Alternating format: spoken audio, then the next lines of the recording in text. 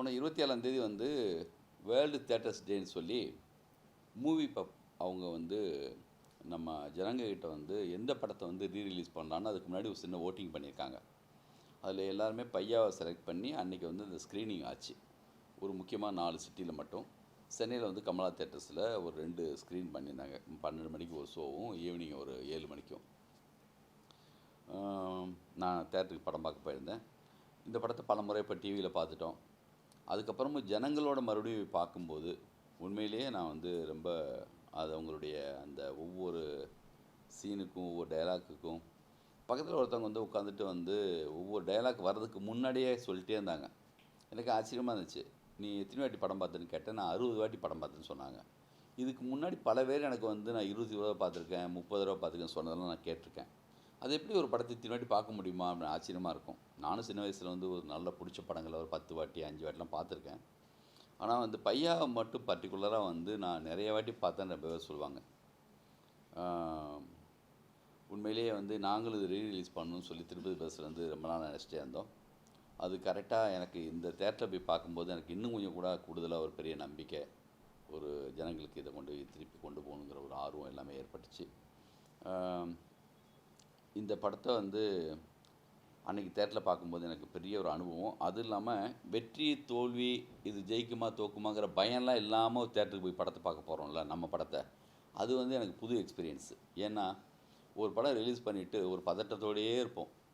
அது first day வந்து second day இந்த மாதிரி வந்து ரிசல்ட் வந்து நம்ம பார்க்க போகிறப்போ ஒரு உள்ளூர சின்ன ஒரு பயம் இருந்துகிட்டே இருக்கும் எப்பயுமே.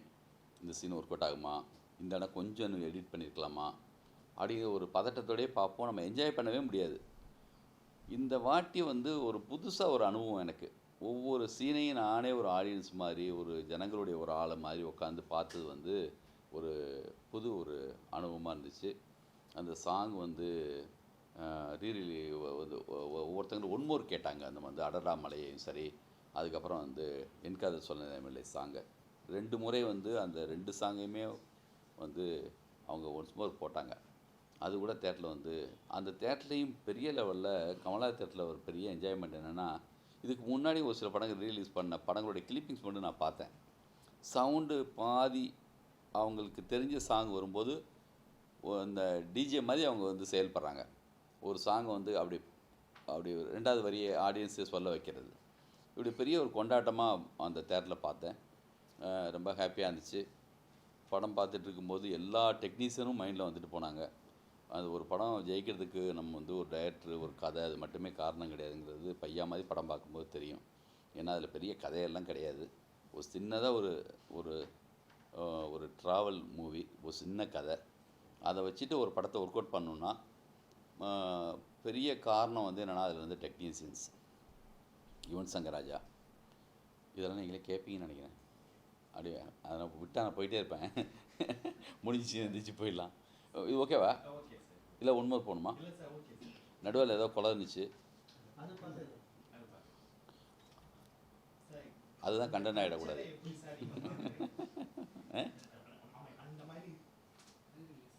நீங்கள் தான் கேட்க போகிறீங்க, தொடர்ந்து கொஸ்டின்ஸ் நீங்கள் தான் கேட்க, உங்களை பார்த்தா பேசணுமா? அதனால் நீங்கள் யாரோ அப்படி முன்னாடி வந்துட்டா நல்லதில்லை, நான் திரும்பும் அப்பப்போ அப்படி வந்துங்க. அப்படி ரீரிலீஸ் மூவிகள் வந்து நீங்களே சொல்லியிருக்கீங்க எல்லா திரையரங்குகளுமே வந்து இப்போ ரீரிலீஸ் வந்து சமீப காலகட்டமாக இது பண்ணிட்டு இருக்காங்க. ஸோ இந்த ஒரு ட்ரெண்டை எப்படி நீங்கள் பார்க்குறீங்க? ரெடியா? இது இப்போ இல்லை, ரொம்ப வருஷமாக இந்த மாதிரி விஷயங்கள் இருக்குது. வசந்த மாளிகை படம் எனக்கு தெரிஞ்சு வந்து பல முறை வந்து ரீரிலீஸ் பண்ணப்பட்டிருக்கு. அதே மாதிரி வந்து எங்கள் வீட்டு பிள்ளை படம் வந்து 2-3 தடவை அவங்க ரிலீஸ் பண்ணியிருக்காங்க. மிக முக்கியமான மாயா பஜார் படம் கூட ஒரு தடவை ரீரிலீஸ் பண்ணி பார்த்துருக்கேன். மொகலியாசம் ரீரிலீஸ் பண்ணியிருக்காங்க. விண்ணை தாண்டி வருவாயா படம் வந்து ரொம்ப நாளாக வந்து ரீரிலீஸ் பண்ணி பெருசாக ஓணுச்சுன்னு கேள்விப்பட்டேன். வாரணம் ஆயிரம். இப்போ தெலுங்கில் வந்து குஷி படம் வந்து பெரிய ஹிட்டு அங்கே வந்து ரீரிலீஸ் பண்ணி, இப்போ ரத்ன சார் அடுத்தடுத்து வந்து ரன்னு, கில்லி இதெல்லாம் பண்ணணும்னு கூட சொல்லிகிட்டு இருக்காரு. இது ட்ரெண்டு கிடையாது. அது இந்த ஒரு கேப்பு வந்து எப்பயுமே கூட என்னென்னா ஒரு ஒரு ஒரு ட்ரையான ஒரு டைமிங் ஒன்று வரும். அப்போ ஏதாவது படங்கள் வந்து இல்லாத நேரத்தில் என்ன பண்ணலான்னு பார்த்தா உதாரணத்துக்கு தீபாவளிக்கு முன்னாடி ஒரு 10 நாளைக்கு முன்னாடி இந்த படத்தை ரிலீஸ் பண்ண மாட்டாங்க.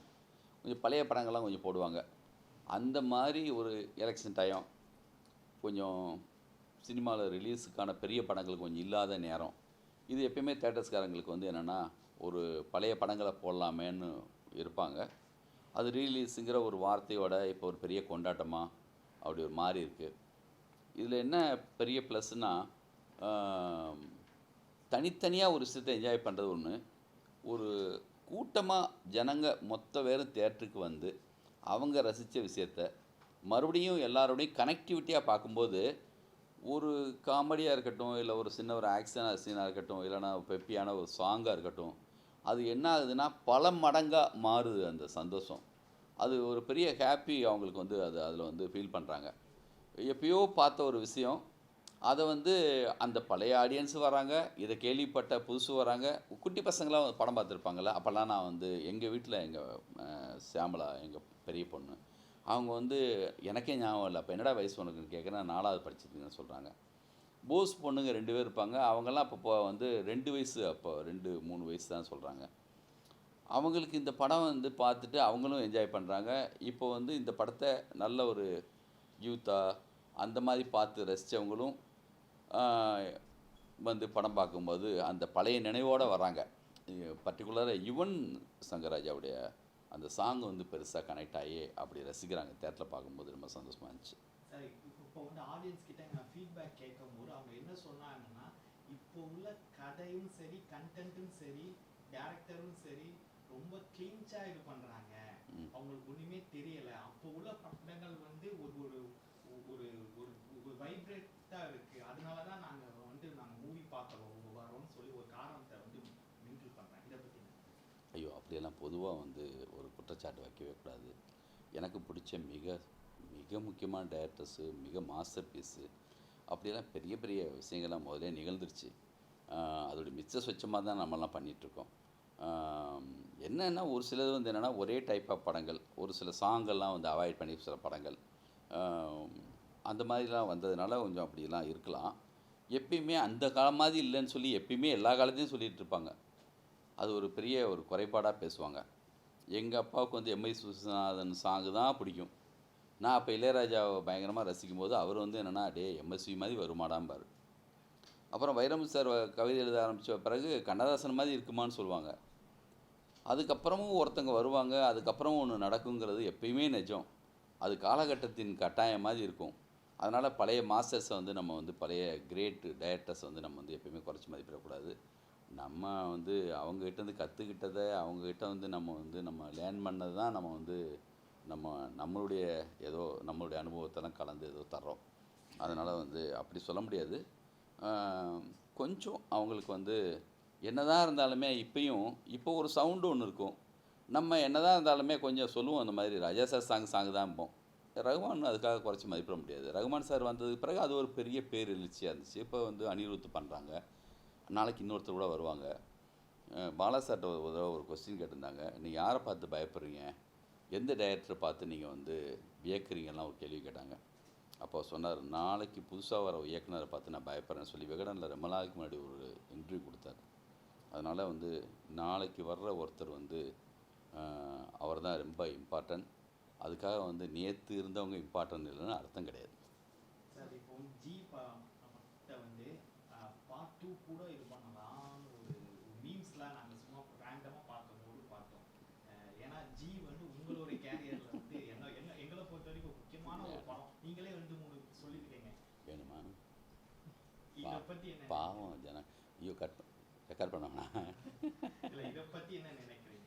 ஜி அந்த இது வேணுமா விட்டுடலாமே. ஹலோ, இதில் ஏதாவது வந்து எடிட் பண்ணி போட்ட மாட்டேங்க, நண்பர்கள் தானே எல்லாரும். ப்ளீஸ். நல்லா. ஆமாம் ஆமாம். இது பையாங்கிறது நம்ம ப்ரொடக்ஷன், இது நம்மளுடைய கண்ட்ரோலில் இருக்கிற விஷயம். அதனால் நம்ம விரும்பணும், நம்மளுடைய நினச்ச நேரத்தில் இந்த படத்தை ரீலீஸ் பண்ணலான்னு நினச்சிட்டோம். எனக்கு ஆசை தான் ஆனந்தம் திரும்பி வரணும், வந்து ரன்னு திரும்பி ரீரிலீஸ் பண்ணணும், சண்டைக்கோழி அதெல்லாம் வந்து பண்ணால் அவ்வளோ நல்லாயிருக்கும். இதில் ரத்தின் சார்கிட்ட நான் விஷால்கிட்டலாம் பேசலான்னு தான் இருக்கேன். ஆல்ரெடி ரத்தின் சார்கிட்ட கேட்டேன் ரன் எப்போ சார்னு. அவர் ஒரு 70 ரெயின்போ காலனி சமீபத்தில் பண்ணாங்க. அங்கே குஷி பண்ணாங்க. இப்போ அடுத்து வந்து நம்ம படத்தை பண்ணணும், ரன்னு தான் பண்ணணும்னு நினச்சிட்டு இருக்காங்க. நுவ்வு நேனு சொல்லிட்டு ஒரு டைரக்டர், அடுத்த தேஜான்னு சொல்லி ஒரு முக்கியமான டைரக்டர் தெலுங்குலேருந்து, அவர் பர்டிகுலராக ஃபோன் பண்ணி அங்கே தெலுங்கில் வந்து இப்படி ஒரு ட்ரெண்ட் இப்போ இருக்குது, நீங்கள் பையாவை வந்து ரீரிலீஸ் பண்ணுங்கன்னு சொல்லி அவர் ஃபோன் பண்ணார். அதை வந்து இங்கே ஆவாரான்னு சொல்லி இங்கே கூட வந்து ரிலீஸ் பண்ணணும், நீங்கள் எனக்கு ரொம்ப பிடிச்ச படம், உங்களுடைய படங்களில் ஒவ்வொரு படமாக நீங்கள் பண்ணலாமே சொல்லி அவர் கூட கேட்டாங்க. அப்படி ஒரு எனக்கும் ஒரு ஆசை இருக்குது. ஒரு சில விஷயங்களை வந்து ரீஎடிட் பண்ணி கூட பண்ணணும்னு நினைக்கிறேன். அஞ்சான் ரொம்ப என்னை சோதித்த சோசியல் மீடியாவில் வந்து அப்போ அந்த காலகட்டம்னு சொல்கிற அளவுக்கு ஆகிட்டு போச்சு பாருங்கள். 14 வருஷம் இப்படி அது சொடக்கிற கேப்பில் ஓடின மாதிரி இருக்குது. இந்த படியில் ஏறி வர்ற அந்த கேப்பில் 14 வருஷம் ஆயிடுச்சு. நான் தான் சொல்லுவேன், ராமர் வந்து 16 வயசு காட்டுக்கு போகிறான்னு சொல்லுவாங்க. நான் வீட்டுக்கு போகிறதுக்கு திரும்பி வந்த கேப்லேயே 16 வருஷம் ஆன மாதிரி இருக்குன்னு சொல்லுவேன் அடிக்கடி. அப்படி ஓடுது காலம். எப்பயுமே ஒரு நல்ல படத்துக்கும் ஒரு சுமாரான படத்துக்கும் ஒரு சூப்பர் டூப்பர் ஹிட் படத்துக்கும் ஓடாத ஒரு படத்துக்கும் உள்ள வித்தியாசம் என்னென்னா, கதை எல்லாத்தையும் மீறி இன்னும் கொஞ்சம் வேலை பார்த்துருந்தா. இப்போ நான் சொல்லுவேன், டப்பிங் தேட்டரில் ஏவிஎம் டப்பிங் தேட்டரில் இருக்கும்போது, இந்த டப்பிங் தேட்டரில் இருந்துட்டு ஏவிஎம் அந்த ஏசி தேட்டர், அப்போது ஏவிஎம் தேட்டர் இருந்தப்போ நான் சொல்கிற உதாரணம் இதுதான். இந்த தேட்டர்லேருந்து அந்த தேட்டர் போகிற அந்த கேப்பில் தான் நம்மளுடைய வேலையே இருக்குது. ஓரளவு அந்த ஒர்க்கை நம்ம வந்து சரி பண்ணி அனுப்பிட்டோம்னா நம்ம சக்ஸஸை பார்க்கலாம். இன்னும் கொஞ்சம் மெனக்கட்டு இருந்தா, இன்னும் கொஞ்சம் நல்லா எடிட் பண்ணியிருந்தா, இன்னும் கொஞ்சம் கதை பேசியிருந்தா அப்படின்னு இன்னும் இருக்குல்ல, அது கொஞ்சம் கூடுதல் ஒரு உழைப்பை போட்டிருந்தா, கண்டிப்பாக இன்னும் கொஞ்சம் டைம் கிடச்சிருந்தா, அந்த நெருக்கடி, ரிலீஸ் தேதி இதெல்லாம் ஃபிக்ஸ் பண்ணி ஒன்று பண்ணும்போது நடக்கிற ஒரு சில தவறுகள். அப்படி என்னுடைய படங்களில் நான் வந்து அஞ்சானை வந்து நான் ரீரிலீஸ் பண்ணணும், அதை எடிட் பண்ணி பண்ணணும்னு ஒரு ஆசை இருக்குது. ஏன்னா நான் யாரை டார்கெட் பண்ணி அப்போ அந்த படத்தை வந்து நினச்சனோ, இப்போயும் வந்து நேற்று ஒரு முக்கியமான ஒரு பையன் பிரசாத்தில் வந்து படிச்சுட்ருக்காங்க, விஷுவல் கம்யூனிகேஷன். அந்த தம்பி சொன்னாங்க, நான் வந்து 16 தடவை வந்து நான் அஞ்சான் பார்த்தேன் சார் அப்படின்ட்டு. அந்த மாதிரி குட்டி பசங்க நிறையவே சொல்லி நான் கேட்டிருக்கேன். இது வெறுமனே சும்மா வார்த்தைக்காக சொல்லலை, நிஜமாக சொல்கிறேன். ஏன்னா நான் இப்போ கதை பேசும்போது சொல்லுவேன், நான் ஊர்லேருந்து படம் பார்த்தேன்ல ஒரு ரஜினி சார் படத்தை, அந்த மாதிரியான டைப் ஆஃப் படங்களை நான் பார்க்கும்போது, தேட்டர் முள்ள உள்ள சில படங்கள்லாம் பார்க்கும்போது, அப்போ பெரிய அறிவோடையோ பெரிய கணக்கோடையெல்லாம் பார்க்க மாட்டோம். சின்ன ஒரு என்ஜாய்மெண்ட்டோட ஈஸியாக எளிமையாக பார்ப்போம். அந்த மூடில் தான் இந்த படம் இருக்கணும்னு நினச்சி தான் அந்த படம் நான் பண்ணேன். அதில் நான் சக்ஸஸ் ஆகிருக்கேன்னு நான் வந்து சந்தோஷப்படுறேன். ஏன்னா பசங்க சொல்கிறாங்க, சார் அந்த ஸ்டிக் இந்த வெளியில் வரும்போது நான் பயங்கரமாக என்ஜாய் பண்ணுவேன் சார், எனக்கு அந்த படம் அப்படி பிடிக்கும் சார் அப்படின்னு. அந்த குரல் எனக்கு நிறைய இடத்துல கேட்டிருக்கு. நான் வந்து என்னென்னா, இப்போ அதில் ஒரு சில தவறுகள் இருக்குது, தவறுகளே இல்லைன்னு சொல்ல. அப்போ எனக்கு எடிட் பண்ணுறதுக்கு நேரம் இல்லாமல் டேட் ஃபிக்ஸ் பண்ணதுனால உடனே நம்ம ரிலீஸ் பண்ணிட்டோம். கொஞ்சம் அதை ரீஎடிட் பண்ணி பண்ணலாமேன்னு ஒரு ஐடியா இருக்குது. கண்டிப்பாக நான் வந்து அந்த படத்தை பண்ணணும்னு விரும்புகிறேன். பார்ப்போம்.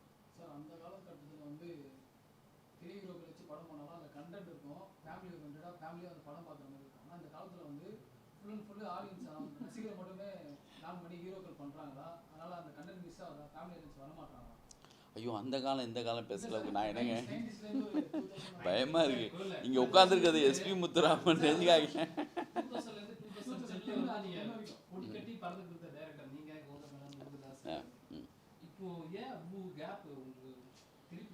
பயந்தான். அப்படி இல்லைங்க, முடிவு நம்ம புரடி பிடிச்சி தள்ளுற மாதிரியான கதை கிடைக்காம இருக்கலாம். இல்லை வந்து சரியாக ஒரு 100% நான் இன்னும் கொஞ்சம் கூட நான் சரியாக செய்யணுமேங்கிற ஒரு ஜாக்கிரதையாக இருக்கலாம். முதல்ல பண்ணும்போது எந்த பயமும் இல்லை, நம்ம மேலே எந்த கணக்கும் இல்லை. ஊர்லேருந்து வந்த புதுசில் சினிமாவை பற்றி பேசி நம்ம பண்ணுறதாண்டா சினிமான்னு ஒரு தைரியம், ஒரு நம்பிக்கை, அப்படி ஒரு ஃபுல் துடிப்போடு பண்ணும்போது இருக்கிற ஒரு படம், ஒரு ரசிகனா. அதுக்கப்புறம் நம்மளுக்கு ஒரு சில ஃபெயிலியர்ஸ் வரும்போது ஒரு பயம் வருது. காலகட்டம் எல்லாமே நம்மளை வந்து என்னென்னா, ஒரு சில புறக்காரணங்கள் எல்லாமே கூட நம்மளை வந்து வேலை பார்க்க விடாமல் பயமுறுத்துது. நம்மளுடைய படம் தான் நம்மளுக்கு தடையாக இருக்குது. ஒரு ரன்னு மாதிரி, ஒரு சண்டைக்கோழி மாதிரி, ஒரு பையா மாதிரி படம் கொடுத்தது பிறகு நம்ம பண்ணுற கதையில் அந்த ஸ்டைலாக நான் என்கிட்ட வெளியிலேருந்து ஒரு படம் மாதிரி என்ன எதிர்பார்க்கல. டைட்டானிக் மாதிரி நான் எடுக்கலன்னு கேட்குறான். உங்கள் சண்டைக்கோழி மாதிரி இல்லையே, உங்கள் ரன்னு மாதிரி இல்லையே, உங்கள் ஆனந்தம் மாதிரி இல்லையான்னு தான் சொல்லுவாங்க. அது நம்ம தான் நம்மளுக்கு பிரச்சனை. அது வாழ்க்கைங்கிற ஒரு சின்ன ஷார்ட் பீரியடில் நம்ம ஒன்று ஏதோ சம்திங் சின்னதாக ஒன்று ஒரு அனுபவம் வந்திருக்கும், ஒரு துடிப்பு இருந்திருக்கும், அதுலேருந்து ஒன்று பண்ணியிருப்போம். இப்போ இந்த கேப்புங்கிறது உங்களுக்கு தான் கேப்பு, எனக்கு இது வந்து ஒரு லேர்னிங் பீரியடு. நான் படங்கள் பார்த்துட்ருக்கேன், அப்படி என்ன கேப்பாகவே நினைக்கல. நான் இப்போ தான் போய் வாரியர் பண்ணி 2 வருஷம் ஆச்சு. முதல்ல ஒரு வருஷத்துக்கு ஒரு தடவை படம் பண்ணுவோம், இல்லை ஒரே வருஷத்தில் 2 படம் கூட வந்த காலகட்டம் இருக்கலாம். இப்போது கொஞ்சம் கூடுதலாக கொஞ்சம் அக்கறையோட, இல்லை இன்னும் கொஞ்சம் கூட சரியாக பண்ணணுமேங்கிற ஒரு பயத்தோட அதானே வழியே, மற்றபடி வேறு எதுவும் இல்லை. நம்மளை கேட்கலன்னு சொல்லியோ, நம்மளை தேடி வரலன்னு சொல்லியோ, என்றைக்கும் யாரையும் நினைவு வச்சுட்டு யார் பாராட்டு விழாவோ இவர் எப்படா வருவார்னோ யாரும் வெயிட் பண்ண மாட்டாங்க. பாருங்கள், மிக முக்கியமான டைரக்டர்ஸ் ரொம்ப வருஷமாக இல்லாதவங்க புதுசாக ஒரு படம் எடுத்தாங்கன்னா அவங்க அந்த லேர்னிங் ப்ராசஸ் இருந்தாங்கிறது அந்த படத்தில் தெரியும். சுதா கொங்கரான்னு ஒரு பொண்ணு ஃபஸ்ட்டு எடுத்த படம் என்ன, அதுக்கப்புறம் நீங்கள் தேடி போய் வீட்டில் பேட்டி எடுத்தீங்களா? யாராவது அவங்க எங்கே இருக்காங்க இண்டஸ்ட்ரி மொத்தம் தெரிஞ்சிச்சா? அவங்களா ஒரு கதை பண்ணி அதுலேருந்து மீண்டு அதுக்கு படம் எடுக்க வராங்க. மாநாடு எடுக்கிறதுக்கு முன்னாடி வெங்கட் பிரபு என்ன பண்ணார் யாராவது கேட்டாங்களா? விக்ரமேதா டைரக்டர் எங்கே இருக்காங்கன்னு யாருக்காவது தெரியுமா? அதுக்கு முன்னாடி சும்மா அவங்க அமைதியாக இருக்காங்கன்னா அவங்க ஏதாவது வேலை பார்த்துட்டு இருக்காங்கன்னு அர்த்தம். அவங்க அதுக்குள்ளே ஏதோ சம்திங் சின்ன ஒர்க் பண்ணுறாங்க, அதுக்குள்ளேருந்து வெளியில் வர போகிறாங்கன்னு அர்த்தம். இப்போ முருகதாஸ் திடீர்னு சல்மான்களோட போய் ஓகே பண்ணிட்டு வராரு. யாரையும் நினைவுபடுத்திட்டு இங்கே இண்டஸ்ட்ரி யாருக்காக பாராட்டு விழாலாம் எடுக்காது. இப்போது உதாரணத்துக்கு சொல்லப்போனால் நம்ம அந்த ஃபஸ்ட் படம் கேவி ஆனது எடுத்தார், அதுக்கப்புறம் ஆளையே காணோம். அயன்னு ஒரு படம் எடுத்தார், அதுக்கப்புறம் அந்த கேப்பில் சும்மா இருந்தான்னு அர்த்தமா?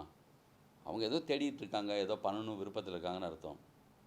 இப்போ 12th ஃபெயில்னு ஒரு டைரக்டர் 70 வயசுக்கு மேலே சூப்பர் ஹிட் ஒன்று கொடுத்துருக்காரு. இத்தனை வருஷம் எங்கே போனார்? ஒர்க் பண்ணிட்டு தான் இருந்தார். சினிமாவில் இருக்கிற யாரும் படம் பண்ணுறது ரிலீஸ் ஆகிறது மட்டும்தான் அவர் சினிமாவில் இருக்கிற அர்த்தம் கிடையாது. நம்ம ஏதாவது பண்ணணுங்கிற ஒரு ஐடியா, ஒரு நல்ல தாட்டு வர்றதுக்காக ஒரு வெயிட்டிங்கு, ஒரு ஆர்வத்தில் தான் கேட்குறீங்க. இதே கேள்வி ஊருக்கு போனாலும் ஏர்போர்ட்டு போனாலும் எங்கே போனாலும் யாராவது கேட்பாங்க, எப்போ சார் உங்கள் படம்? அதை நான் குறை சொல்ல, அது அவங்களுடைய நம்ம முன்னாடி கொடுத்த ஒரு படத்துக்காக கேட்குறாங்க. நான் சென்னைக்கு 92ல் வந்தேன், 2000 தான் படம் பண்ணேன். இந்த கேப்பில் நிறைய ஒரு சேகாரம் இருந்துச்சு. ஒரு அதுக்காக ஒரு பிராயச்சித்தத்தோடு இருந்து நம்ம ஒரு படம் பண்ணோம். அதுக்கப்புறம் கண்டினியூவாக அந்த ஸ்பிரிட்டோட ஃபுல்லாக வந்துகிட்டே இருந்தோம். நடுவில் சின்ன ஒரு சில படங்கள் ஓடாமல் போனது, கம்பெனியில் நடந்த ஒரு சில விஷயங்கள் கூட இருக்கலாம். நம்ம அதுக்காக சினிமா விட்டு போயிட்டோம், சினிமாவில் நம்மளை யாரும் கேட்கலன்னு அர்த்தம் கிடையாது. இன்றைக்கும் ரெஜிஸ்டருக்கு ஃபோன் பண்ணால் கதை சொல்கிறதுக்கு வாங்கன்னு சொன்னால் கூப்பிடுவாங்க. எந்த ஹீரோஸ் நம்மளோட படம் பண்ணுறதுக்கு விருப்பமாக இல்லை, நம்ம விரும்பணும் முதல்ல. அதுக்கான கதை நம்மகிட்ட இருக்கணும். அது இல்லாமல் யார் கதை போய் தட்டுறதோ எங்கே போய் நிற்கிறதோ எனக்கே விருப்பமே இருக்காது. யாரோட போய் கனெக்ட் பண்ணி என்ன மாதிரியான படம் கூட நம்ம பண்ணலாம். இப்போயும் மிகப்பெரிய ஒரு படத்துக்கான வேலை தான் போயிட்டுருக்கு. நான் மகாபாரதம் பண்ணுறதுக்கான ஒரு பெரிய ஒரு வேலையில் தான் இப்போ இருந்துகிட்ருக்கோம். அதில் அபிமன்யுவும் அர்ஜுனனும் பெரிய பார்ட்டாக வச்சுட்டு இந்தியிலேருந்து பெரிய ப்ரொடியூசர்ஸு, மாபெரும் பட்ஜெட்டு, அதுக்கான ஒர்க்கில் இருக்கோம். அந்த ஒர்க்கும் பேசிக்கான ஒர்க்குக்கே ஒரு பெரிய ஒரு வேலை எடுக்கும். ஏன்னா மிகப்பெரிய ஒரு படம், அதுக்கான ஒர்க் இருக்கும். அந்த படம் தான் அடுத்த படமானால் 100% அது ஆர்டிஸ்டாக செட் ஆகி அதுக்கப்புறம் தான் அந்த படத்தை நாங்கள் அனௌன்ஸ் பண்ண முடியும், எடுக்க முடியும். இடையில கூட இன்னொரு படம் கூட நம்ம எடுக்கலாம். நான் என்ன செய்ய போகிறேங்கிறத முழுமையாக இப்போ சொல்கிறதுக்கான நேரம் இது இல்லை. இது பையா அந்த படத்துக்கான ஒரு நேரம். நீங்கள் ஒரு கேள்வி கேட்டீங்க, அதை தூண்டுதலில் நான் இவ்வளோ பேசிட்டேன், அவ்வளோதான். சொல்லுங்கள், ஏறுங்க, நிறைய தூண்டி விட்டுறாதீங்க, நான் பேசிடுவேங்க. என் வாய் சும்மா இருக்காது ஏற்கனவே. ஒரு படம் ஜெயிச்சா 100 கோடி 200 கோடின்னு 3 நாளே வாழ்க்கை சொல்லிச்சு ஒட்டுறாங்க, சக்ஸஸ் மீட் வைக்கிறாங்க. நீங்க இவ்வளோ மூவி நீங்க பண்ணியிருக்கீங்க. அப்போ உள்ள காலகட்டங்களில் ஜெயிச்சா ஓகே, அடுத்த படத்துக்கு போயிடறாங்க. ஆனா இப்போ உள்ள டைரக்டர்ஸ் ஜெயிச்சா அடுத்த நிமிஷமே என்னுடைய சம்பளம் 80 கோடி 100 கோடி 150 கோடி தான் வரும். அப்பேற்பட்ட ஒரு டேப் ப்ராசஸ்ல செயல்படுறாங்க. உங்களுடைய பார்வையில் இது எப்படி நீங்க பாக்குறீங்க? பையா ரீரிலீஸ் தானுங்க. இந்த கொஸ்டின்ல எதுக்கு பம்பல மாட்டி வரீங்க? வேணாம், இதெல்லாம் எடுத்து முதலே வராங்கன்னா எடுத்து வச்சுருக்கேன்.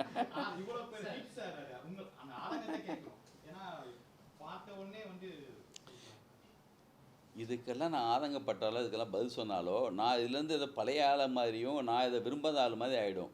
நான் ரன்னு ரிலீஸ் ஆனதுக்கு பிறகு நான் ஒரு சில நேரங்களில் என்னை பற்றி சொன்னாங்க, இன்னும் வந்து இப்போ 100 கோடி ஒரு சிலர் வந்து நெருங்கிடுச்சின்னு சொன்னப்போ நீங்கள் கேட்ட மாதிரியே அவர் 1 கோடி சம்பளம் கேட்குறாரப்பா அப்படின்னு ஒரு டாக் என்னை பற்றியே இருந்துச்சு. நான் உண்மையிலேயே யார்கிட்டையும் அப்போ கேட்டதே கிடையாது. அது யாரோ ஒருத்தங்க ஃபிக்ஸ் பண்ணது. ஜிவி சார் தான் எனக்கு வந்து 1 கோடி தான் சம்பளம் தரணும்னு சொல்லி 1.25 ரூபா சம்பளம் எனக்கு அவர் ஃபிக்ஸ் பண்ணார். அது நானே கேட்கல. ஆனால் அந்த நேரத்தில் அப்படி ஒரு டாக் இருந்துச்சு. அது அந்த காலகட்டத்தில் கொஞ்சம் முக்கியமாக டேரக்டர்ஸ்க்கு என்ன தோணியிருக்கும், இப்போ தான்ப்பா வந்தாங்க அதுக்குள்ளே 1 கோடி சம்பளமாப்பா அப்படி கூட பேசியிருப்பாங்க. நான் இன்றைக்கி உள்ள ஒரு சில டேரக்டர்ஸ் பார்த்து அப்படி பேசணும்னு வச்சுக்கோங்க, என்னையும் வந்து லேசாக ரொம்ப பழசாயிட்டான் பாடின்னு சொல்லிடுவாங்க. இது ஒரு ட்ரெண்டு. சின்னதாக ஏதாவது சொல்லி செஞ்சு ஒரு பொருளை விற்கணும். ஒவ்வொரு காலகட்டத்துலேயும் ஒன்று ஓடும். படம் ரிலீஸ் ஆன கொஞ்ச நாள்லேயே வந்து இப்படி ஒன்று போட்டால் ஒன்று அதுக்கு ஒரு பெப்பு ஒருமைங்கிறதுக்காக கூட செய்வாங்க. ஒரு சிலதில் உண்மை இருக்கலாம், ஒரு சிலதில் வந்து அது சும்மா ஒரு இதுக்காக செய்யலாம். அதை பற்றி நம்ம சார் ரீரிலீஸ் படம் ரிலீஸ் ஆகிற டைமில் நல்ல கொஸ்டின் வாங்க. அந்த டைமில் வந்து சில புது படங்கள்லாம் நல்ல கண்டென்ட் உள்ள படங்கள்லாம் வருது. ஆனால் இந்த படங்கள்லாம் வந்து ஜனங்கள்கிட்ட வந்து நிறைய எதிர்பார்ப்புனால அந்த படம் வந்ததும் தெரியாமல் போடும் தெரியாமல் அன்றைக்கே காணாமல் போகுது. ஸோ வெள்ளிக்கிழமை முதல் காட்சியை வந்து ரீரிலீஸ் பண்ண பண்ணுறாங்க. அந்த படங்களுக்கு கொஞ்சம் பிரச்சனையாக இருக்குது. புது படங்கள்லாம் ஆடியன்ஸ் எத்தனை விதமான கொஸ்டின் இருக்குது உலகத்தில் இல்லை? Okay good. அப்படி சொல்கிறீங்களா? என்ன பண்ணலாம் அதுக்கு சொல்லுங்கள். சரி, அந்த காலகட்டத்தில் வந்து வேறு சிறந்த அழகி ரேஞ்சுக்கான அந்த படம் எதாவது சொல்லுங்கள் போடாமல் போயிடுச்சுன்னு. அந்த படம் ஓகே சரி ஓகே. அந்த புது படம் என்னன்னு சொல்லுங்களேன். ஏதோ ஒரு படத்தை பேர் சொல்லுங்கள். ஒரு படம் என்னங்க? சரி எல்லாமே இயக்குனர்லேருந்து நிறைய பேர் பாராட்டினாங்க. அந்த படத்துக்கு வந்து தியேட்டர் கிடைக்குன்னு சொல்லி அவங்க சைட்லேருந்து நிறைய கம்ப்ளைண்ட் பண்ணாங்க. அலைக்கு எத்தனை தேட்டர் போட்டாங்க? அப்போவே அலைக்கு தங்கரபச்சான் புலம்புனாரு அலைக்கு தேட்டர் கிடைக்கலன்னு. இல்லைங்க, அலைக்கு தேட்டர் கிடைக்கலன்னு அப்போவே தங்கரபச்சான் புலம்பியிருக்காரு. என் படத்துக்கு கொண்டு தேட்டர் கிடைக்க மாட்டேங்குது, பெரிய படம் ரிலீஸ் ஆகுதுன்னு. இப்போ அலைக்கு அவ்வளோ பெரிய ஹிட் ஆனதுக்கு பிறகு இன்றைக்கி ரீரிலீஸ் பண்ணும்போது இன்னொரு படம் தேட்டர் கிடைக்கலன்னு கேட்குற அளவில் இப்போ சொல்கிறீங்க. ரீரிலீஸ் பண்ணி நல்லா போட்டோம் அந்த படம்.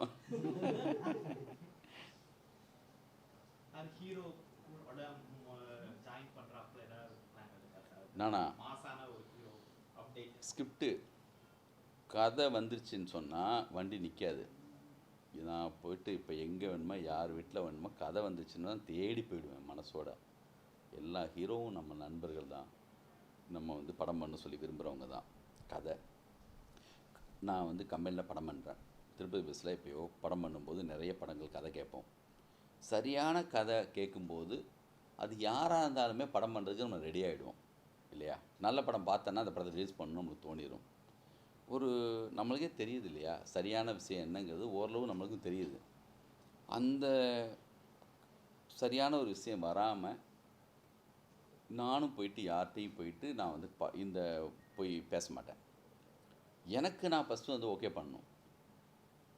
நானும் ஒரு ஹீரோ மாதிரி தள்ளி நின்று நீ ஒத்துக்குவே அந்த மாதிரி படம்னு சொன்னால் நான் கேள்வி 100 கேட்டு அதுக்கான வேலை தான் போயிட்டுருக்கேன். பொக்ரைனில் குண்டு வெடித்த வரைக்கும் தெரியாதுல்ல. இந்த வார்த்தையெல்லாம் வேணாங்க, கட் பண்ணுங்க. சாரி தப்பாயிடும். வேணாம். ஹலோ தூண்டி விடுறீங்க நீங்கள் என்ன? கற்றுக்கிட்ட மொத்த வித்தையும் அப்படி ஆகிடும். அப்புறம் அதை ஒன்றே எடுத்து போட்டு பெரிய இது பண்ணிடுவாங்க. அப்புறம் ப்ளீஸ்மா சும்மா விளையாட்டுங்க வேணாம். நண்பனா நம்மளுக்கு பையா ரிலீஸ் ஆகுது. பையா ரீரிலீஸ் ஆகுது. போதும் இல்லையா? எக்ஸ்ட்ரா எதுவும் நிறைய பேசியிருக்கேன். நீங்கள் தான் தூண்டி வரீங்க. ஜியா ஐயோ வேணாங்க. ஏங்க கொஞ்சம் கேமரா கட் பண்ணது பிறகு உண்மையை சொல்கிறேன். நான் பெருசாக பேசிடுவேன் அதை பற்றி. அப்புறம் சொல்லுங்கள். இப்போ வந்து வேற ஸ்டேட்ல இருக்க படங்கள்லாம் என்ன சொல்றாங்கன்னா கதைக்கு தான் நாங்கள் முக்கியத்துவம் கொடுக்குறோம், அதுக்குள்ள தான் ஹீரோ நான் உட்கார வைக்கிறோம் அப்படின்னு. ஆனால் இங்கே வந்து ஹீரோக்காக ஸ்கிரிப்ட் எழுதுறாங்க. ஹீரோஸும் உள்ள வந்து இதை மாற்றணும் அதை மாற்றணும் சொல்கிறாங்க. அதை நீங்கள் எப்படி பார்க்குறீங்க? யார் எந்த படத்தில் இப்படி மாற்றிருக்காங்க? நிறைய படங்கள். ஸோ ஒரு படம் உதாரணம் இந்த காலகட்டத்துலேயும் யார் சொல்லுங்கள்? லோகேஷ் கனகராஜன்லாம் போய் யாரும் எதுவும் மாற்றிடவே முடியாது. நல்லா தெரியும் எனக்கு அவரை. அவர் சொல்கிறது தான் கதை. அவருக்கு ஹீரோவுக்காக படம் பண்ணுறாரு, ஹீரோவுக்காக விரும்பி அவர் செய்கிறது தான். சார் நீங்க எப்படி பண்ணுவீங்க சார்? கதைக்குள்ள ஹீரோ கொண்டு வருவீங்களா இல்லை ஹீரோக்காக? வெற்றிமாறன் உதாரணத்துக்கு எடுத்துக்குவோம். வெற்றிமாறன் எந்த ஹீரோவுக்காக போய் கதை பண்ணுறாரா? சூரிய கூட்டுச்சு ஹீரோ ஆக்கியிருக்காரு. இந்த காலகட்டத்தில் அவர் இருக்காரு இல்லையா? அப்படி எனக்கு என்னமோ தெரியலைங்க. நான் யார் அப்படி மென்ஷன் பண்ணி யாரை பேசுகிறீங்க? கார்த்தி சுப்புராஜ் உதாரணத்துக்கு சொல்கிறேன். கார்த்தி சுப்புராஜ் கிளைமேக்ஸில் வந்து ஒரு ஹீரோவாக இருக்கிற லாரன்ஸ் மாஸ்டர் வந்து அவ்வளோ ஹீரோயிசமான படங்கள் பண்ணுறவர். அவர் கிளைமேக்ஸில் சுட்டு சாகப்படுறாரு. அத்தனை பேர் சாகும்போது அவர் சாகுறாரு. அப்படி ஒரு கதை பண்ணுறதுக்கு ஒரு தைரியமான ஒரு இயக்குனர் நம்ம காலகட்டத்தில் இப்போயே கண்ணுக்கு முன்னாடி தான் இருக்காங்களே. சொல்லுங்கள், யாரை வந்து ஒத்துக்க வைக்க முடியும்? அப்படி வந்து கட்ஸோட ஒரு படம் பண்ணுறதுக்கு இல்லைன்னு யாரை சொல்ல முடியுமா? கார்த்தி சுப்புராஜ் இருக்கு உதாரணம். இப்போ உதாரணம் லாரன்ஸ் மாஸ்டர் வந்து அதை வந்து இமீடியட்டாக ஒத்துருப்பார் நினைக்கிறீங்களா? அவரை கன்வின்ஸ் பண்ணுறதுக்கு வந்து ஒரு டைரக்டர் அங்கே தேவை. அவர் இருந்திருக்காரு, பண்ணியிருக்காரு. 100 பேரை நான் அடிப்பேன் சார், நான் வந்து அங்கேருந்து அப்படி ஃபைட் பண்ணுவேன் சார்னு லாரன்ஸ் மாஸ்டர் கூட சொல்லியிருக்கலாம் இல்லையா? அவர் அந்த மாதிரி படங்கள் பண்ணவர் தானே. அந்த மாதிரியான புதுமையான ஒரு படத்தை எடுத்த டைரக்டர் நம்ம கூடவே இருக்கிற இப்போ புது டைரக்டர் தானே வெற்றிமாறன். இந்தியா மொத்தமும் தேடிட்டு இருக்க ஒரு இயக்குனராக இன்றைக்கி இருக்கார்ல, அவரும் புது டைரக்டர். அப்படியெல்லாம் எந்த காலகட்டத்துலேயுமே சரியான ஒரு ஆளை எந்த ஹீரோவும் குழப்ப முடியாது. அவங்க திடமாக இருந்தாங்கன்னா, கதையில் ஸ்ட்ராங்காக இருந்தாங்கன்னா, எல்லா காலகட்டத்துலேயும் வந்து அப்படி சரியான டைரக்டர்ஸ் இருந்துகிட்டே இருக்காங்க. நீங்கள் யாரை மென்ஷன் பண்ணி சொல்கிறீங்கன்னு தெரியல. அப்படி இருந்தாங்கன்னா அது தப்பு. மென்ஷன் பண்ணல சார். கேரளால இருந்து ஒரு படம் வந்து மஞ்சுமல் பாய்ஸ் வந்து வெறும் ஸ்கிரிப்டுக்காக மட்டுமே, அது பெருசா ஒண்ணுமே கிடையாது. ஒருத்தர் குழியில விழுந்தா காப்பாத்துற அதுதான் கதை. ஆமா, அது மேக்கிங் தான் ரொம்ப அழகா கொண்டு போயிருக்காங்க. அது மாதிரி நான் கேக்குறேன். இங்க ஆரம்பத்துல கூட குழியில விழுந்த காப்பாத்தின கதை எழுதின ஒருத்தர் வந்து நம்ம ஆள் தானே. இல்ல அதுதான் சார், அதுதான் ஏன் தமிழ்ல வந்து அவ்வளவா வெளியில வர மாட்டேன்றதை தான் நான் கேட்கிறேன். வெளி மாநில படத்தை 100 crores கொண்டாடுறாங்க. அதான் இங்கே அங்கன்னு நான் சினிமா பிரித்து பார்க்கவே இல்லைங்க. உலகம் மொத்தமும் சொல்கிறேன். அது தமிழ், அது வந்து உலகம் மொத்தம் உள்ள படம், எந்த படமாக இருக்கட்டும், நல்ல படம் தப்பான படம், அது மட்டும்தான் சரியான படம் சரியில்லாத படம். நம்ம தமிழில் இருக்கிற டேஸ்ட்டு, தமிழ் டைரக்டர்ஸு, இங்கே இருக்கிற editors, cameramen, music directors, dance masters, India மொத்தமும் நம்ம தான் அடையாளம், முன்னோடிகள் நம்ம தான். ஒரு டயத்துக்கு பிறகு மலையாள சினிமாவே மாற்றி விட்டுருச்சிங்க நம்ம ஸ்டைலாக. இப்போ எடிட்டு இங்கே இருக்கிற எடிட் பண்ணுற மாதிரி அங்கே எடிட் பண்ண ஆரம்பிச்சிட்டாங்க. இங்கே கமர்ஷியல் படம் பண்ணுற மாதிரி அங்கே இருக்கிற ஹீரோஸ்லாம் கமர்ஷியல் படம் பண்ண ஆரம்பித்தாங்க. நம்ம அதனால் வந்து என்னென்னா, அதனால் அவங்க மேலே இங்கே கீழே அப்படிலாம் ஒன்றுமே கிடையாது. ஒவ்வொரு காலகட்டத்துலேயும் ஒவ்வொரு ட்ரெண்டு அப்படி இருக்க மாதிரி ஒரு தோற்றம் இருக்கும். இங்கேயும் நம்ம ரஞ்சித் இருக்காங்க. நம்ம இதை பார்த்து அவங்க பயப்படுறாங்க, மிரள்றாங்க. நம்ம வந்து நம்ம பரியேறும் பெருமாள் டைரக்டரு, அவர் எவ்வளோ சூப்பராக படங்கள் பண்ணுறாரு. நம்ம கொஞ்சம் தள்ளி வந்து கொஞ்சம் யோசித்து பார்த்தா நம்மகிட்ட என்னென்ன மாதிரியான வெரைட்டியான ஆட்கள் இருக்காங்கன்னு நம்மளே வந்து ராம் இருக்காங்க. ஒருக்கும் பார்த்தா கமர்ஷியலில் சங்கர் சார் வந்து இன்றைக்கி வரைக்குமே சூப்பரான படங்கள் பண்ணிகிட்ருக்காரு. இன்றைக்கி 2 பெரிய படம் சூப்பர் படங்கள் பண்ணுறாரு. என்ன கேட்டகரி ஆஃப் ஆட்கள் இருக்காங்க பாருங்க. எவ்வளோ புதுசான டைரக்டர்ஸு, கோட்டேந்திர கௌதம் மேனனில் தொடங்கி என்னுடைய காலகட்டத்தில் தொடங்கின ஆட்கள்லையும் சரி, இப்போ அடுத்தடுத்த பேட்சில் வந்த ஆட்கள்லையும் சரி. லோகேஷ் எல்லாம் வந்து எனக்கு வந்து கைதி படம் வந்து அப்படி பிடிச்ச ஒரு படம். இன்றைக்கி அதுக்கு முன்னாடி வந்த விக்ரம் படம் வந்து இந்தியா மொத்தமும் எவ்வளோ பெரிய கலெக்ஷன், எவ்வளோ பெரிய படம். இன்றைக்கி படம் வந்து சுமாருங்கிற டாக் வந்துச்சு. ஆனால் கலெக்ஷன் வைஸாக எவ்வளோ பெரிய கலெக்ஷன், லியோ படத்துடைய கலெக்ஷன். அதனால் வந்து நெல்சன் அவருடைய படமும் எவ்வளோ பெரிய ஹிட் ஆச்சு. அப்புறம் நிறைய டைரக்டர்ஸ் அட்லி ஹிந்தி வரைக்கும் போய் பண்ணிகிட்ருக்காங்க. விமர்சனங்கள் இருந்தாலும் தாண்டி வந்து நிறைய இங்கே வந்து புதுசான பல புது விஷயங்கள் பண்ணுற டைரக்டர்ஸு எல்லாமே நம்ம தமிழில் வந்து நம்ம குறைச்சி மதிப்பிடவே முடியாது. அது வந்து நம்ம இவங்களோட ஒர்க் பண்ணணும்னு சொல்லி இந்தியா மொத்தமும் வெற்றிமாறன் கூட ஒர்க் பண்ணணும்னு சொல்லிட்டு நான் போய் ஹிந்திலேயோ இல்லைன்னா வந்து தெலுங்குலேயோ டைரக்டர்ஸ் ஹீரோஸை மீட் பண்ணும்போது அவங்களுக்கெல்லாம் வந்து வெற்றிமாறன் கூட ஒரு படம் பண்ணுங்கிற பெரிய பேராசை இருக்குது எல்லாருக்கும். இப்போ யாஷ் வந்து அவ்வளோ பெரிய படம் பண்ணார். அவர் வந்து வெற்றி கூப்பிட்டா இமீடியட்டாக வருவாங்க. பிரபாஸ் வந்துடுவார். அப்படி வந்து நம்ம டைரக்டர்ஸ் வந்து கூட வந்து ஒர்க் பண்ணுறதுக்கு வந்து உலகம் இந்தியா மொத்தமும் வெயிட் பண்ணிட்டு தான் இருக்காங்க. அதனால் நம்மளே நம்ம குறைச்சி என்றைக்கு மதிப்பிடக்கூடாது. ஸ்கிரிப்ட் பண்ணி முழுமையாக எழுதி வச்சுருக்கு. பார்க்கலாம், அதுக்கான ஆர்டிஸ்ட் எல்லாமே அமைஞ்சு வரணும். பையால வந்து கார்த்தி சார் எப்படி சார் சூஸ் பண்ணீங்க? ஏன்னா அதுக்கு முன்னால் ஒரு 1001 பண்ணியிருந்தாங்க பருத்திகரன். ஸோ இந்த ஜானரே மாறி வருதுனால இப்போ அவரை எப்படி? அது ஆக்சுவலி இதெல்லாம் நிறைய இன்டர்வியூவில் சொல்லியிருக்கேன், இருந்தாலும் நான் சொல்கிறேன். நான் வந்து க்ரீன் பார்க்கில் தான் வச்சு சாருக்கு வந்து கதை சொல்கிறதுக்காக கார்த்தி வந்து அப்போ வந்து பருத்தி வீரன் படம் பண்ணி முடிச்சிட்டேன். 2வது படமும் 1000 ஒருவன் அப்போ வரல. அப்போ வந்து நான் ஒரு கதை அவங்களுக்கு போய் சொன்னேன். சொல்லி முடித்தோடனே அவங்க சொன்னாங்க, இந்த மாதிரி சார் நான் உங்ககிட்ட வந்து ரன்னு மாதிரி ஒரு எதிர்பார்க்குறேன் சார். நான் அந்த சொன்ன கதை வந்து கொஞ்சம் பின்னாடி அந்த படம் தான் நான் வந்து அல்லு அர்ஜுனோட பண்ணுறதுக்கான ஒரு கதையாக அதையும் நடக்கலை. அதுக்கப்புறம் அந்த படம் இன்றைக்கி வரைக்கும் நடக்கலை. அந்த கதை என்கிட்ட இன்றைக்கி இருக்குது. அவர் தான் சொன்னார், நான் உங்ககிட்ட ரன்னு மாதிரி ஒன்று எதிர்பார்க்குறேன் சார் அப்படின்னு சொல்லி சொன்னார். எனக்கு என்னென்னா ஒரு நியாயமாக தெரிஞ்சது. ஒரு ஸ்கிரிப்ட் கேட்ட மாத்திரத்தில் அவருக்கு மனதில் என்கிட்ட ஒன்று எதிர்பார்த்துருக்காரு. சரி சார் நம்ம பார்க்கலாம் சொல்லிட்டு வந்துட்டு நம்ம சொந்த படம் நம்ம திருப்பி பஸ்க்காக தான் கேட்டு போனோம். ஒரு 15 நாள் இருக்கும். நான் போயிட்டு ஈசிஆரில் ஏதோ ஒரு ஹோட்டலில் உட்காந்து ஒர்க் பண்ணேன். ஒர்க் பண்ணி அதுக்கப்புறம் அசிஸ்டன்ஸோட ஒரு 10 நாள் பேசியிருப்பேன். அந்த ஒர்க் பண்ணி முடிச்சுட்டு அவர் 1001 ஷூட்டிங்கில் இருந்தார். அப்போ போயிட்டு இந்த கதையை சொன்னேன். இந்த கதை கேட்ட இப்போ தேட்டரில் பார்க்குறப்ப தெரியுது, அவருடைய கேரக்டரைசேஷன் வந்து டேய் அவன் எங்கடா சொல்லி கேட்டால் அவன் நிற்கிற பஸ்ஸில் ஏற மாட்டானாடா அப்படி சொன்ன இடத்துல ஆடியன்ஸ் கனெக்ட் ஆனாங்கல்ல, அவரும் அதே பாயிண்டில் கனெக்ட் ஆனார். அதுக்கப்புறம் படம் மொத்தமும் சிரிச்சிட்டு இருந்தார், பயங்கரமாக என்ஜாய் பண்ணார். இந்த படம் பண்ணலாம் சார்னு டிசைட் பண்ணோம். இந்த மாதிரி மாற்றி விட்டதுக்கு ரீசன் அவர் தான். அவர் தான் இந்த மாதிரி ஒரு கதை கேட்டதுனால தான் எனக்கு கிட்டேருந்து இப்படி ஒரு கதை வந்துச்சு. அதுக்கு முன்னாடி எனக்கு இந்த கதை இல்லை. அப்படி தான் கார்த்தி சார். அந்த அல்லு அர்ஜுனோட ஸ்கிரிப்ட் வந்து என்ன சார், அது எதுக்கான காரணம் சார்? அந்த இப்போ நிறுத்தி ஆயிடுச்சுன்னு சொன்னீங்க. ஆமாம்மா, அதுக்கான காரணம் என்ன சார்? அவங்க அந்த காலகட்டத்தில் வந்து பண்ணணும்னு சொல்லி எல்லாம் பூஜையெல்லாம் போட்டோம். இடையில அவருக்கு வந்து அது தமிழ் தெலுங்கில் பண்ணுறதா இருந்துச்சு. அது ஒரு அந்த காலகட்டத்தில் வந்து சேம் ரங்கஸ்தலம் படம் கூட அப்போ வரல. இன்றைக்கி இருக்கிற புஷ்பாவில் இருக்கிற லுக் இருக்குல்ல, அந்த சேல் ஆஃப் லுக்கு தான் அந்த படத்துலேயும். அவருக்கு தமிழில் பசங்க வர்றோம் இந்த மாதிரி லுக்கெல்லாம் ஒர்க் ஆகுமான்னு 100 கொஸ்டின் அவருக்கு அல்லு அர்ஜுன் சாருக்கு அப்போவே இருந்துச்சு. 100% ஒர்க் அவுட் ஆகும் சார், நீங்கள் வாங்கன்னு சொல்லியிருந்தேன். ஏன்னா அவங்க வந்து எப்பயுமே வந்து பார்த்தா கொஞ்சம் நிறைய லுக்கெல்லாம் மாற்றியெல்லாம் பண்ணது கிடையாது அது வரைக்கும். பட் அதுக்கு இடையில இன்னொரு படம் பண்ணிவிட்டு நான் வரேன்னு சொன்னார். அந்த கேப்பில் என்னால் நான் வெயிட் பண்ண முடியல. அதில் தான் சண்டைக்கோழி 2 நம்ம வந்து பண்ணோம். அந்த கேப்பில் மிஸ் ஆச்சு. அது நடக்கிறதுக்கு அடுத்து பார்க்கலாம். சார் பையா படத்தில் உங்களுக்கு மறக்க முடியாத ஏதாவது அனுபவம்?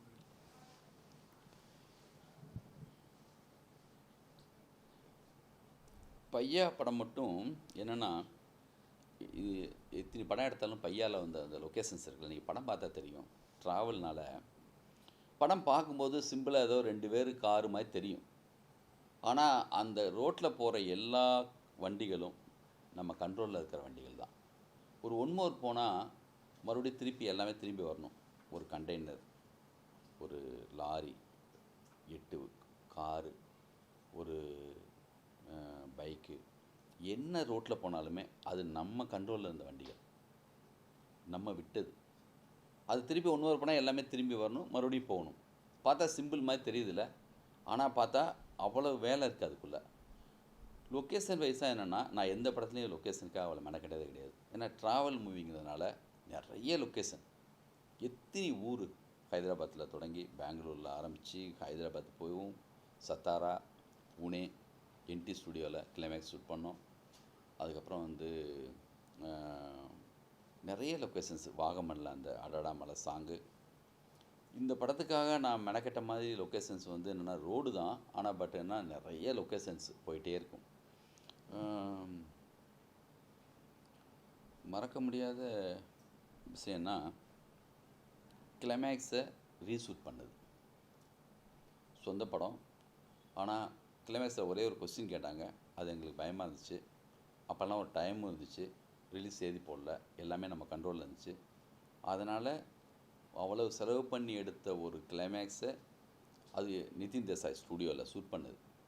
அந்த மொத்த கிளைமேக்ஸை அப்படியே தூக்கி வச்சுட்டு திருப்பியும் போய் ராமோஜி ஃபிலிம் சிட்டியில் ஒரு கிளைமேக்ஸ் மறுபடியும் ஷூட் பண்ணி அந்த படத்தை வந்து கிளைமேக்ஸ் வந்து ரீஷூட் பண்ணோம். அதுக்கு ஒரு போஸ் மாதிரியான ஒரு தைரியமான ப்ரொடியூசரு நம்ம தம்பி. நம்ம சொன்னதெல்லாம் கேட்பாங்க, கொஞ்சம் அதட்டி கூட சொல்லலாம், கொஞ்சம் நல்லா வரும்டா கொஞ்சம் வெயிட் பண்ணுன்னு சொல்லி. அப்படி சொல்லி அவர் வெயிட் பண்ணி அப்படி வந்து திருப்பி எடுத்த ஒரு கிளைமேக்ஸ். அது வந்து அந்த பழைய கிளைமேக்ஸ். இதுக்கு பெரிய சேஞ்சஸ் கிடையாது. சும்மா மைல்டான ஒரு சின்ன ஒரு வித்தியாசம் தான். அந்த ஃபுட்டேஜ் இருந்தால் கூட எதுலையாவது தூக்கி உங்களுக்கு கொடுக்கணும்னு எனக்கு கூட ஆசை தான். அது ஏன்னா இன்றைக்கி எனக்கு அவ்வளோ இன்ட்ரெஸ்ட்டாக இருக்குது. நான் தேட சொல்கிறேன். முடிஞ்சால் அதை வந்து இந்த ரிலீஸ் பண்ண ஒரு 4வது நாள் 5வது நாளில் முடிஞ்ச அந்த கிளைமேக்ஸுடைய ஃபுட்டேஜ் கிடச்சதுன்னா அப்படியே அந்த கிளைமேக்ஸ் மறுபடியும் வந்து உங்களுக்கு தானே நான் தேட சொல்கிறேன். கண்டிப்பாக கார்த்திக் சார் பேசினாங்களா சார் இந்த மாதிரி சார் இப்போ தான் இது பெரிய hit இந்த சார். மாதிரி கிளைமேக்ஸா கார்த்திக் சார் வந்து பேசினாங்களா உங்ககிட்ட இந்த கிளைமேக்ஸு வாழ்த்துக்கள் பத்தி ஏதாவது பேசினாங்களா? இந்த ரீரிலீஸ்க்கா இன்னும் பேசலை. ஏதோ ஷூட்டிங்கில் இருக்காருன்னு நினைக்கிறேன். இப்போ நீங்க ரீரிலீஸ் பண்ண போறீங்க. சும்மா இப்போ ஒரு பிரஸ் மீட் இருக்கீங்க. ஏதோ ஒரு ப்ரொமோஷன் நீங்க எப்படி பண்ண போறீங்களா? யாரையும் கூப்பிட்டு அதான் இது. ஆல்பம்னா பெரிய ஆல்பம் இவெல்லாம் வந்து ஆமாம் செம்ம hit. என்னென்னா முதல்ல இப்போ வந்து என்னென்னா ஆல்ரெடியே எல்லாருக்கும் தெரிஞ்ச ஒரு விஷயம். இப்போக்கி வந்து என்னென்னா அவ்வளவு முதல்ல நினச்ச மாதிரி அவ்வளவு வேலைகள் இப்போ செய்ய தேவையில்லை. இப்போ ரீரிலீஸ் அப்படி போட்டாலே போதும்.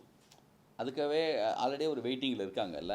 ஆல்ரெடி இந்த சாங்கெல்லாம் பெரிய ரீச் ஆகிருக்கு, ஜனங்க மனசில் இருக்கிறதுனால இது வந்து நம்ம சொன்னால் போதும்னு தோணுது. இருந்தாலும் அதுக்கான சந்திப்பு தான் இதெல்லாம். அடுத்தடுத்த கட்டத்தில் அதுக்கான விஷயம் இன்னும் போகும். பிளான் பண்ணிருக்கீங்க. எப்போ? Rerelease date plan. 11th வர 11th. Good, thank you. கான்ட்ரவர்சியான விஷயங்கள் இருந்தால் நீங்களே தூக்கிடுங்க ப்ளீஸ். முதல்ல இந்த படத்தில் உள்ள எல்லா டெக்னீஷியன்ஸுக்கும் பர்டிகுலராக யுவன் சங்கர் ராஜா அவங்களுடைய பங்கு மிகப்பெரிய பங்கு இந்த படத்தில். மிக அற்புதமான சாங்ஸ். எனக்கு ஒரு பிரதர் மாதிரி. அவங்களுக்கு வந்து நான் நன்றி சொல்லிக்கிறேன் இந்த நேரத்தில். முத்துக்குமாருக்கு தான் மிகப்பெரிய நன்றி சொல்லணும். ஒவ்வொரு வரியும் எனக்கு வந்து அப்படியே அவ்வளோ அற்புதமாக எழுதி கொடுத்தாங்க. அவங்க நம்ம கூட இல்லை இப்போது. ஜனங்களுக்கு வந்து சரியாக வேலை பார்க்குறவங்க மேலே அவ்வளோ பெரிய பேர் அன்பு இருக்குது. தேட்டரில் போய் பார்த்தா தெரியுது. அந்த முத்துக்குமார் மேலேயும் யுவன் சங்கர் ராஜா அவங்க மேலேயும் எவ்வளோ பெரிய ஒரு ஃபேன் ஃபாலோஅப் இருக்குங்கிறது படம் பார்க்கும்போது தெரியுது. இந்த படத்தையே ஒரு சாங்க்கும் இன்னொரு சாங்க்கு இடையில அவங்க வெயிட் பண்ணுறாங்க. அப்படி தான் ரசிக்கிறாங்க இந்த படத்தை.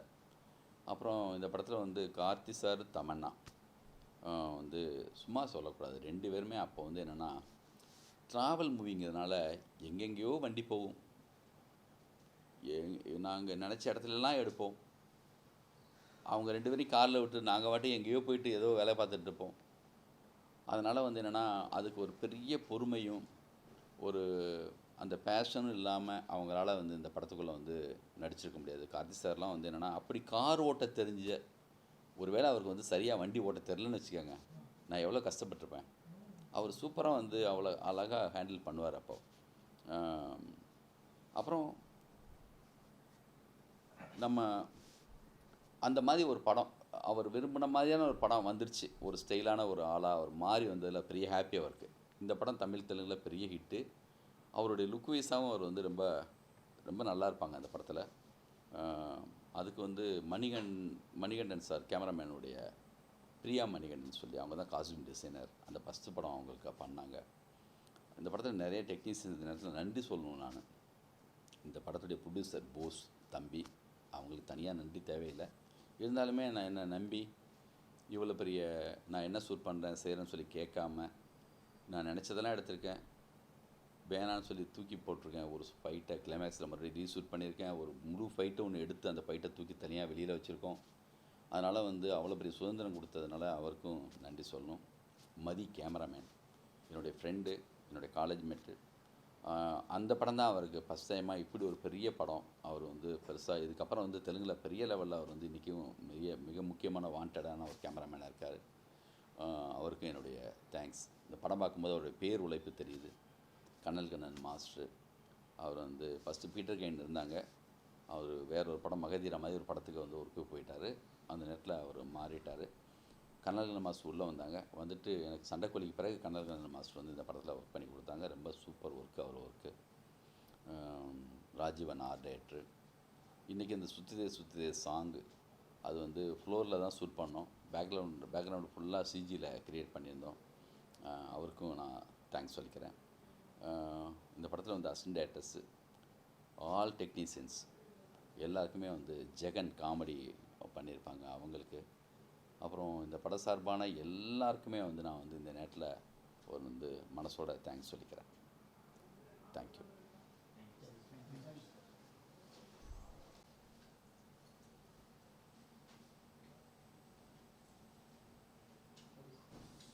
ரெடி? ரீரிலீஸ் பண்ணக்கூடிய பையா.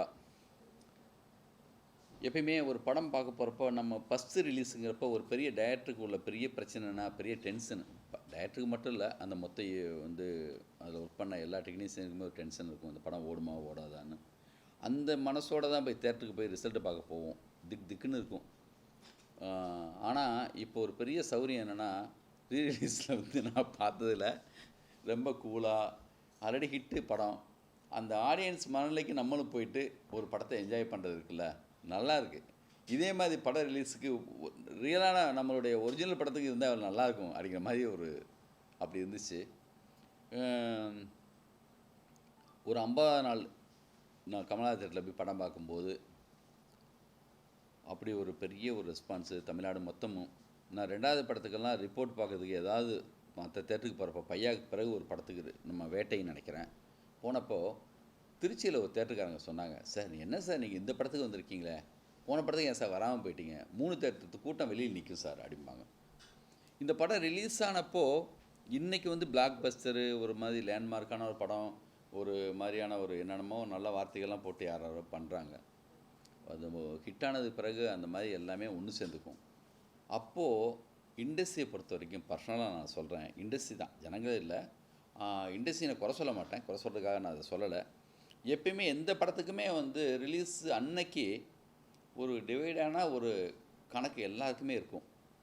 எல்லா அலுவலகத்துலேயும் அதை பற்றி ஒரு பேச்சும் இருக்கும், ஒரு பதட்டம் இருக்கும். எந்த படம் வந்தாலும் எல்லாருக்குமே எல்லாமே கிரியேட்டர்ஸாக இருக்கிறதுனால இந்த படம் எப்படி இருக்குது, முன்னாடியே வந்து ஒரு முன்னபிப்பிராயம், அப்புறம் ஒரு எதிர்பார்ப்பு, அப்புறம் சின்னதாக வந்து அந்த படத்தை பற்றியான ஒரு சின்னதாக ஒரு விஷயத்தில் இருக்கிறதுனால நாள் இந்த படத்துக்கு ரிப்போர்ட்டு சுமாராக தான் இருந்திருக்கு இண்டஸ்ட்ரியை பொறுத்த வரைக்கும். அது எனக்கு எப்போ தெரியும்னா, பார்த்திபன் சார் நைட் ஷோ படம் பார்த்துட்டு எனக்கு கூப்பிட்றாரு, சார் என்ன சார் உங்கள் படத்தை பற்றி என்னமோ அப்படி இப்படி எதாவது சொன்னாங்க, ஆனால் படம் சூப்பராக இருக்குது சார், நீ கவலைப்படாதீங்க சார், படம் பெரிய ஹிட் ஆகுன்னாரு. அப்படி இப்படி இருந்துச்சா, அது எனக்கே தெரியலையே அப்படிங்கிற மாதிரி இருந்துச்சு. இது மாதிரி எத்தனையோ படங்கள், எவ்வளோ பெரிய டைரக்டர்ஸ் படங்கள் இண்டஸ்ட்ரியில் டாக் சுமாராக இருக்கும், அப்புறம் ஜனங்க ஒத்துக்கிட்டது பிறகு இவங்களும் ஏண்டா ஓடுன்னு திருப்பி போய் பார்ப்பாங்க, அப்படி பெரிய ஹிட் ஆகும், அப்புறம் எல்லாமே ஒத்துப்பாங்க, ஒன்றாயிடும். இது நான் குறை சொல்கிறதுக்காக சொல்ல, எனக்கு அந்த அனுபவம் இந்த படத்தில் இருந்துச்சு. அதுக்கப்புறம் 2வது நாள் 3வது நாள் அதுக்கப்புறம் வந்து மண்டே பார்க்கலாம்பாங்கள்ல, அந்த மாதிரி சவால்கள்லாம் இருக்கும். அதை தாண்டி எல்லாருடைய பேச்சு விஷயங்கள் எல்லாத்தையும் தாண்டி மிகப்பெரிய வெற்றி அடைஞ்சது திருப்பதி பிரதர்ஸுக்கு. அந்த நேரத்தில் அந்த கண்டினியூ நாங்கள் படங்கள் பண்ணுறதுக்கான பெரிய நம்பிக்கையை ஏற்படுத்தின முதல் படம் பையான்னு சொல்லலாம். தமிழில் மட்டும் இல்லை, தெலுங்குலையும் ஆவாரங்கிற பேரில், பெங்களூரில், கேரளாவில் அப்படி பெரிய வெற்றி அடைஞ்சது. அப்புறம் ஒரு படத்துடைய வெற்றிக்கு முழுமையாக வந்து அப்படி அடைஞ்சிருச்சு அப்படின்னு காலரை தூக்கிட்டு பெருமைப்படுறதுக்கெலாம் ஒன்றுமே இல்லை, கனெக்ட் ஆகிடுச்சு, அதெல்லாம் அமைஞ்சு வந்துச்சு, எல்லாருடைய வேலையும் சரியாக இருந்துச்சுன்னு அர்த்தம். ஒன்லி நம்ம டைரக்டர் கதை எழுதிட்டோம், அதில் வந்து ஏதோ பண்ணிட்டோங்கிற பெருமையெல்லாம் ஒன்றுமே கிடையாது. நம்ம தான் எல்லா படத்துக்கும் வேலை பார்க்குறோம், ஒரு சில படத்தில் அந்த மேஜிக் வந்து அவங்க நினச்ச மாதிரி வந்து கனெக்ட் ஆகிடுது. இன்றைக்கி படம் பார்க்க போனப்போ ரீரிலீஸ் பண்ணுறதுக்கு நாங்கள் 11ஆம் தேதி ரிலீஸ் பண்ண போகிறோம். இப்போது தேட்டர்ஸில் வந்து ஒரு வாரத்துக்கு முன்னாடி 27ஆம் தேதி மூவி பாப்பா அவங்க வந்து ஒரு ஆடியன்ஸ்லேருந்து எந்த படத்தை ரிலீஸ் பண்ணலான்னு அவங்க ஒரு இது போட்டி வச்சுருந்துருக்காங்க. அதில் ஜனங்க செலக்ட் பண்ண படம் தான் பையா. ஒரு 4 சிட்டிஸ் ரவுண்டு ரிலீஸ் ஆச்சு. நான் தேட்டரில் போய் படம் பார்க்குறேன், உண்மையிலேயே மிகப்பெரிய ரெஸ்பான்ஸ். சாங்கெல்லாம் வந்து அப்படி ஒரு மிகப்பெரிய ஒரு என்ஜாய்மெண்ட். வந்து ஒவ்வொரு சாங்க்கு இன்னொரு சாங்க்கு இடையில அவங்க வந்து வெயிட் பண்ணுறாங்க, ஒவ்வொரு சாங்கையுமே வந்து திருப்பி கேட்குறாங்க. பார்க்குறப்போ நான் எந்த இது இல்லாமல் ப்ளைனாக பார்த்தப்போ எனக்கே சந்தோஷமாக இருந்துச்சு. ஜனங்களோட உட்காந்து பார்க்கும்போது உண்மையிலேயே பயங்கர ஹாப்பி.